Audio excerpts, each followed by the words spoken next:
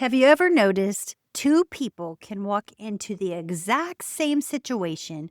One completely falls apart and the other stays calm. Same pressure, same circumstances, completely different experience. Why? Because pressure isn't just about what's happening around us, it's about what we're doing inside our own minds. And for nearly 10 years, I've studied Reality Transurfing by Vadim Zeland. And it completely changed how I handle pressure, how I deal with difficult people, how I lead, and honestly, how I experience life. Today, I want to share 7 lessons that have had the biggest impact on me. Because these aren't just ideas, these are things I use almost every single day. Welcome to the Kathie Owen Perspective podcast. My name is Kathie Owen, and I help leaders and organizations understand the human side of pressure. Because behavior changes under pressure, and those patterns shape culture, leadership, and business results. Today, we're talking about 7 lessons from Reality Transurfing that changed how I see the world. Let's jump in. Lesson number 1: importance creates pressure. Think about it. When we make something super duper important and put it up on a pedestal, it's going to create pressure. And one of the biggest ideas in reality transurfing is something Vadim Zeland calls importance. The more important something becomes, the more pressure we create. So think about it. A job interview, a first date, giving a speech, waiting for someone to text you back. The event isn't always what overwhelms us. It's everything we've attached to it. If this doesn't work, or my future is over, or they'll reject me, or I'll look stupid. Now the pressure isn't coming from reality, it's coming from our own thinking.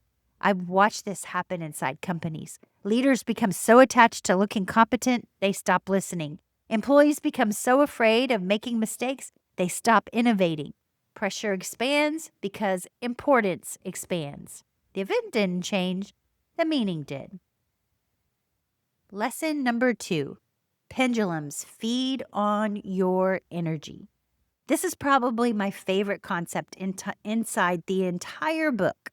Pendulums. A pendulum is anything that wants your emotional energy: politics, office gossip, family drama, social media.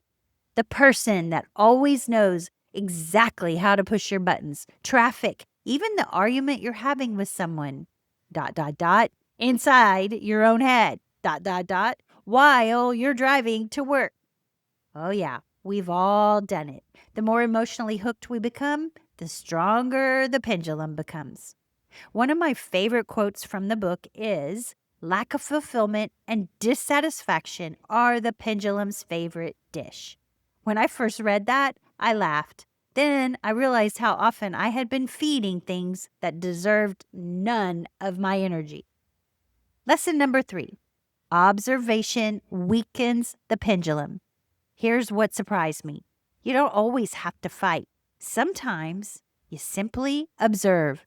I spend a lot of time sitting in restaurants.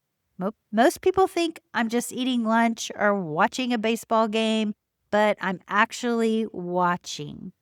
I'm watching leaders interact with employees. I'm watching couples, families, servers, managers. I'm studying human behavior under pressure. And the funny thing is, once you start observing, you stop reacting quite so quickly. Sometimes I even smile, not because someone else's behavior is funny, but because I recognize the pattern.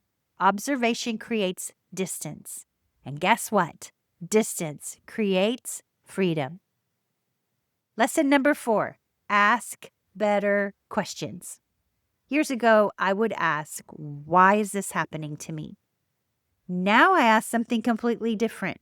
What is happening here? What pattern am I seeing? What can I learn from this? That tiny shift completely changed my life.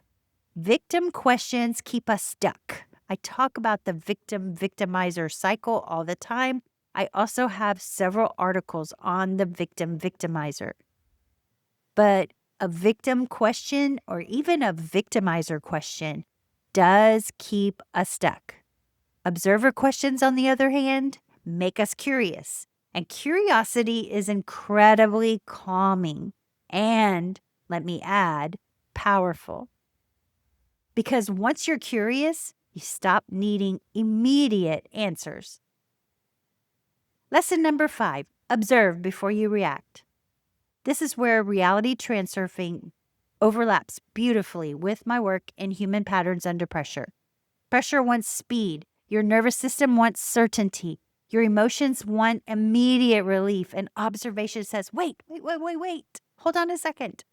Let's gather information first, like a scientist. I can't tell you how many leadership problems I've watched escalate because someone reacted to the first story their mind created. Instead of observing, they defended, explained, blamed, withdrew. Observation creates another choice. Sometimes that's all you need. Lesson number 6, protect your capacity. This lesson has become incredibly important for me. I realized something recently. I hadn't lost clarity. I had lost bandwidth. There is a difference. I still knew the truth, but emotionally, my nervous system had become overloaded. When we keep feeding emotional hooks, those pendulums, we reduce our available capacity. We become impatient. We lose perspective. We stop noticing. That's why protecting your energy is not selfish. It is leadership. Whether you're leading a company, raising children, or simply trying to become a calmer human being, capacity matters. Lesson number 7, every hook is an invitation. One of my mentors, Cynthia, says something I'll never forget. Whenever something difficult happens, she smiles and says, there's an opportunity here. And I can hear her saying it. Cynthia is from Spain, and then also she lives in Paris. And I wish I could emulate her accent, the way she says it. She goes, there's an opportunity here, but I can't do it. Anyways, you just got to know. I actually love that because every emotional hook tells us something. It shows me where I'm attached, where I'm afraid, where I'm making something too important. There's that word, importance. Pressure isn't just revealing the situation, it's revealing me. And that's incredibly valuable if I'm willing to look. So there is a leadership connection here, and this is why I care so deeply about these ideas, because leadership is not just strategy. Leadership is emotional influence. When leaders become emotionally hooked, everyone around them feels it. Meetings change, communication changes, trust changes. But when leaders stay present and observe first and regulate themselves, they create psychological safety. People don't just respond to what leaders say, they respond to what leaders transmit. That's something I see over and over and over again in organizations and families and relationships. Yes, over and over again. So pressure isn't going anywhere. Neither are difficult people. Neither are pendulums. The goal is not to eliminate them. The goal is to notice them before they capture your energy. The next time you feel yourself getting emotionally hooked, pause. Take one slow, deep breath. Observe.